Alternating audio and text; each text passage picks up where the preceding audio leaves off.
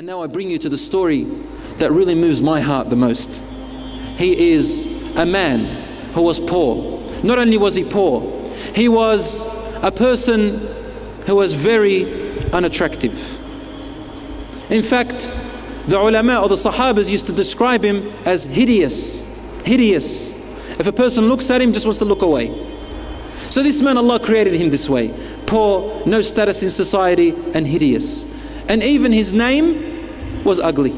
We're not meant to say that sahabas are ugly, a'udhu billah. They are beautiful. But the name that he had was an unattractive name. His name was Julaybib, radiyallahu anhu. This hadith is in Sahih Muslim, and part of it is also in At-Tirmidhi, which is completely authentic. Rasulullah sallallahu alayhi wasallam saw Julaybib one day, and he had grown older in age.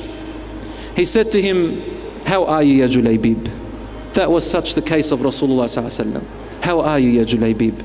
And Julaybib said, "Ya Rasulullah, do you think the only woman I'll get is in Jannah in Hur al-Ain, insha'Allah?" Rasulullah ﷺ understood what he's trying to say, that he's never going to be able to get married in this life. Is he just going to die and just hope to meet Hur al-Ain? Is that Rasulullah ﷺ said, "No, bal fi dunya wal akhirah insha'Allah." You are going to get a woman from dunya insha'Allah and also from the akhirah. In other words, I would have said, no, Hur al-Tin and then Hur al-Ain insha'Allah. Hur al-Tin means soil. Laugh. Someone laugh. And thank you, Akhil Karim. So Rasulullah ﷺ said, "Ya Julaybib, go to so and so a house and ask, they have a daughter." He went and they rejected him. So Rasulullah ﷺ came to this man and said to him, "Uridu an akhtuba ibnatak." I want to ask for your daughter's hand. He said, "Allahu Akbar, Rasulullah, what beautiful news this is that makes the eyes enlighten and the heart, subhanallah." Rasulullah ﷺ, no, it's not for me. He said, "Who for then?" He said, "For Julaybib." And suddenly his smile turned into a frown, and he said, "Let me ask her mother." So he went home and said, "Rasulullah has asked for our daughter." She said, "Allahu Akbar, what great honor, what brings comfort to the eyes and to the heart." And he said, no, not for Rasulullah. She said, "Who for?" He said, "For Julaybib." And then the mother said, "Subhanallah, we had better men than him coming and asking for our daughter and rejected him. We had greater families asking for her and we refused them. And now the lowest of the low in society and the most hideous, we have to give our daughter to him? No, please." Their daughter was in the background inside listening. So she came out and said, "What is this that I hear, Mum and Dad?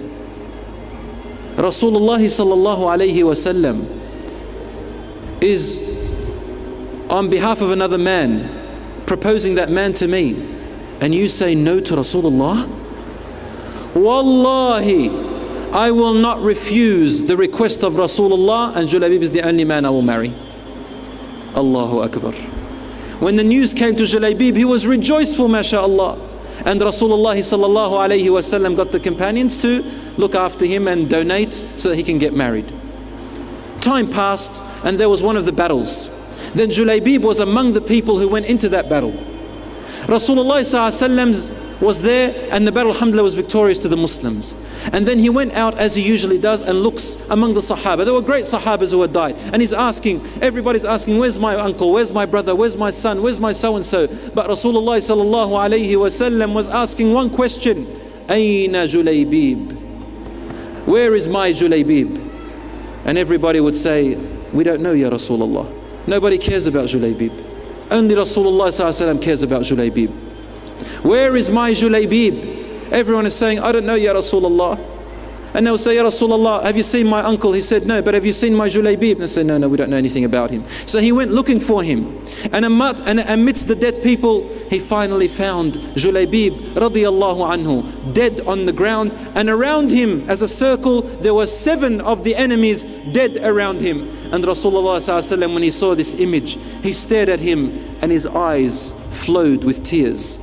He said, "قتل 7 من المشركين وقتل قتل سبعة من المشركين وقتل. He killed 7 of the enemies of Islam and then he was killed. جليبيب مني وأنا منه. Julaybib is of me and I am of him. Julaybib is of me, and he repeated it 3 times. Julaybib is of me, he's one of my family, and I am one of his family.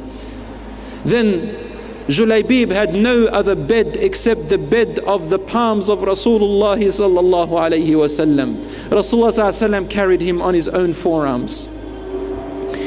And he was crying.